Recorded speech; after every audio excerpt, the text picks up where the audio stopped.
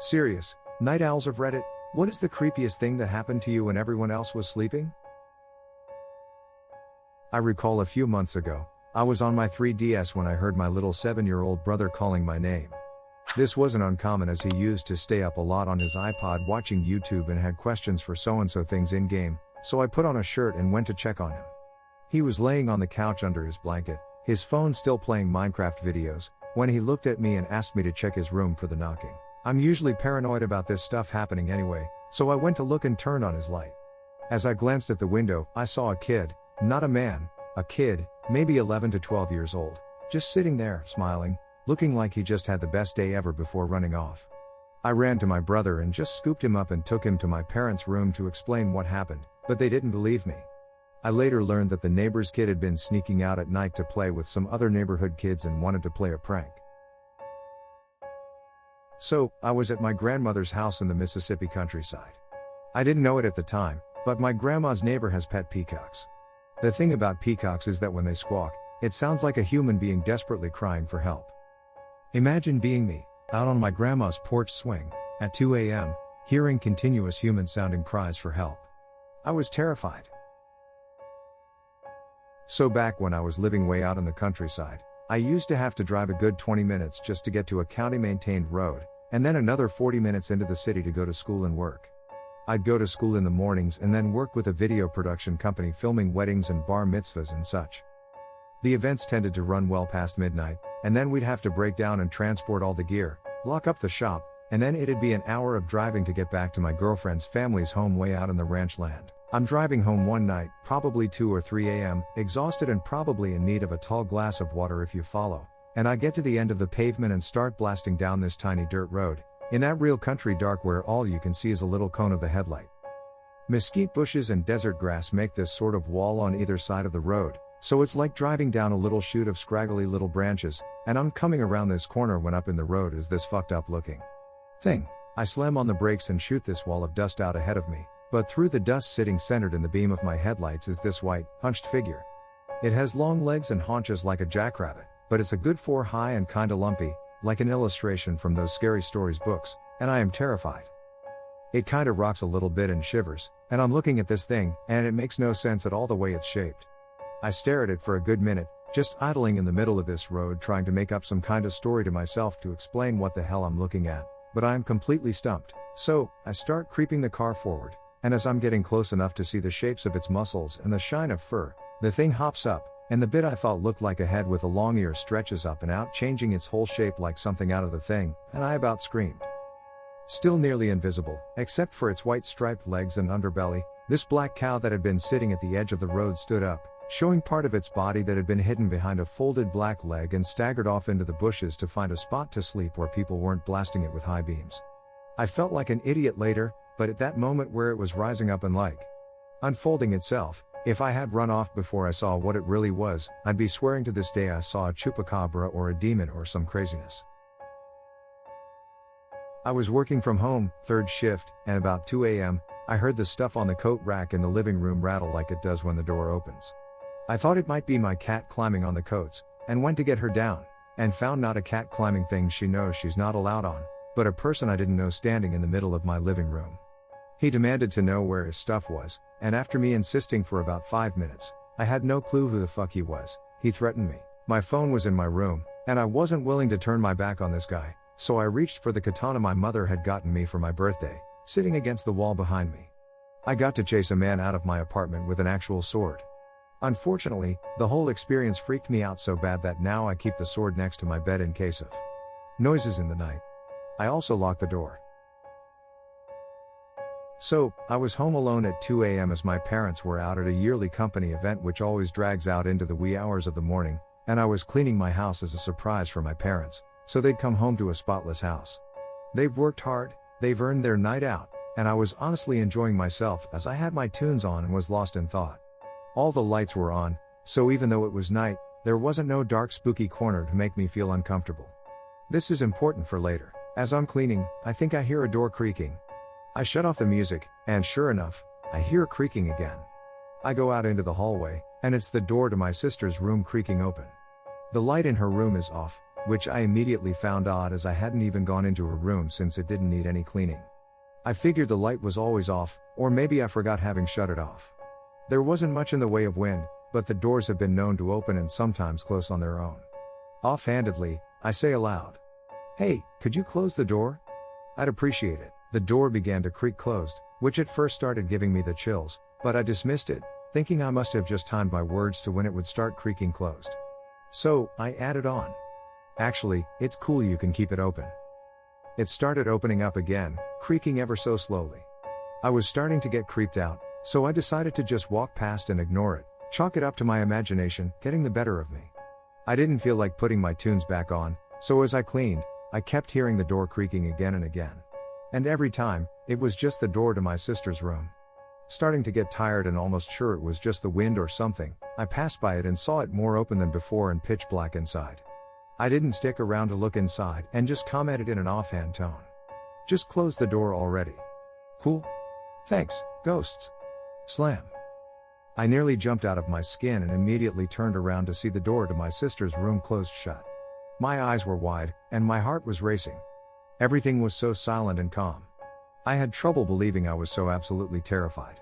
What scared me the most was the fact that my sister's room has a door where you need to turn the knob to fully close it, else the little metal piece which keeps the door closed makes it bounce off the frame, unless you slammed it hard enough to bypass the resistance of the metal spring in the knob. The other thing that absolutely terrified me and made me go into my room and wait for my parents to come back home, was that under the edges of the door into her room, the light was on. Call me weird, but sometimes when I can't sleep, I get bored and get out of bed. I go to the window and look out of it for a bit. I don't know. It just kinda calms me seeing my backyard in the moonlight. I find it peaceful. Anyway, I was looking out the window and I saw a figure jump the fence. Too big to be a cat, it was human-shaped. The person made the motion with their head that they were looking around frantically, then they hid behind a bush. I was petrified. For what seemed like an eternity, they stayed there. Then they ran to the other side of the backyard and jumped that fence over into my neighbors. I never knew who it was or what they were doing. I always suspected that maybe they were being chased or something. It just really freaked me out. I worked overnights at a gas station, well lit, considered it my home away from home, treated everyone nice except one person who assaulted me one time for declining her card, except I can't decline it manually, so, anyway, first things first, I'm mopping the backroom area as above and beyond thing for my boss, used to even clean the ceiling vents, like I said, home away from home, and I come out to the front counter where the cigarette drawer that has all the cartons is hanging open. I immediately thought I got robbed, so I locked the front doors to go into the back room to check the security footage. On the camera, the drawer opens on its own, which isn't possible since they'll shut on their own if left partially open, ensuring they only stay open if pulled all the way out. Feeling a bit creeped out but glad I wasn't robbed, I go to the front door, which has one of those twisting locks. I grab the lock to unlock it by twisting when a loud clunk occurs, and suddenly the lock is jammed shut. I called my assistant manager to inform her, and while on the phone using all my might to unlock the lock, there were 3 customers outside just laughing at this gas station clerk locked inside their store. To whatever ghost that masterminded that plan, damn good job, you got me good. I went to bed around 3 a.m., as I usually do. Lying in bed for an hour or so, just started drifting off to sleep when I heard knock knock. Doesn't sound like something falling down. It's perfectly in rhythm for someone knocking on a door at 4 a.m. That's bad enough, but it wasn't on the door. It was on an outside wall of my bedroom, a few feet from my head. My bedroom is on the 2nd floor by the garage, so if it was someone knocking, and at that point, I was sure it was, they were either in the attic over the garage or on the roof of the garage. I pull out my phone and check the garage door. It had been closed for hours. Not someone in the garage. On the roof? Doesn't seem likely. I lie awake for a couple of hours but don't hear anything else. My best guess is it was a stick that was being blown by the wind, but it really sounded like someone knocking. A long while back, when I was still a teen and living with my parents, I wanted to listen to some music, but it was quite late. I went downstairs to the garage and decided to listen to music in my car. After a while, it was quiet as I was deciding on the next CD to play when I heard what sounded like leaves crunching outside. I looked in my rearview mirror and saw a figure coming up the driveway. The motion-activated floodlight on the garage did not illuminate as the figure approached the front door. I quickly and quietly head back inside and go up to the kitchen, where I could get a view of the front door. It was still quite dark, but I could make out the shape of a person standing at the front door. They stood there for a moment before I heard a knock. Obviously, this is strange for a quiet neighborhood at 3 a.m. I reached for my phone and dialed the police, but after waiting for another minute that felt like an eternity, the person turned around and walked away back down the drive and into the street, being careful to avoid the only streetlight. Before the police had arrived, he was gone. They started to search the area but found no one. One officer came to ask questions and get a description, but it was so dark I couldn't make out anything useful. To this day, I still have no earthly clue why this happened. I can't tell you how many times people have walked into my apartment over the past 13 or so years, thinking it's theirs. Most of the time, I don't realize the door isn't locked, as I wasn't the last one out of the house. I'm typically on the couch playing Xbox or something, and some person just walks in and scares the living shit out of me. But one time, this guy comes in and looks really confused. He then asked me if Julian was here or something like that. I just had to tell him no, and he had the wrong apartment. Ever since then, I make sure the door is locked every night. Not too long ago, I snuck out to go get high and drunk with my friends and ended up at home at around 2 in the morning. As I stumbled back into bed from climbing in through my window, a man knocked on the window. I almost shat myself. A man in a full tuxedo, small briefcase-like bag, and glasses said to me after reopening the window, "What have you been doing tonight?" I responded, "Who the fuck are you?" I then slammed the window and shut the blinds, and I am still wondering what the fuck happened that night. Most of the problems I experience at night come down to my own damn fault. I love listening to scary story narrations, and one night I was falling asleep listening to one of my favorites at the time. I don't remember what woke me up, but all I remember was hearing someone speaking to me in the dark. I practically jumped awake and bolted for the kitchen where the knives were, only to realize that I was on hour 8 of a 10-hour horror special. I live alone in an apartment building. At midnight someone knocked on my door. When I went to check the see-through glass thing, peephole, I got a wink of a sight of who was on the other side of the door, before he put a thumb over it and covered it up. Now my best guess is that this guy had the wrong apartment, saw a shadow move inside the door thing, and wanted to play a prank on his friend. I.e., what are you looking through this thing for? Obviously, it's me, but even with this assumption, I still sat at my computer all night with a kitchen knife in reach. Cause the only thing between me and the hallway was a tiny flimsy door, and I was never more aware of that fact than that night. Nothing happened, by the way.